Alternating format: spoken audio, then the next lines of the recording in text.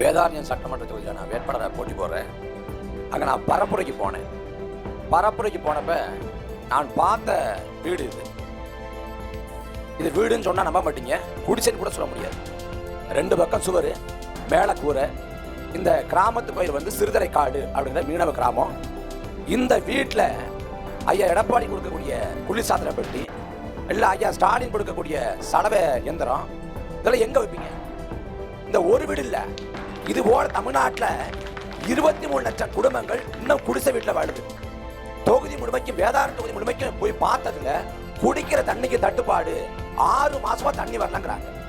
இப்ப தண்ணி பிரச்சனை மட்டும் இல்ல, சாலை பிரச்சனை இருக்கு, போக்குவரத்து பிரச்சனை இருக்கு, மருத்துவமனை வசதி இல்ல.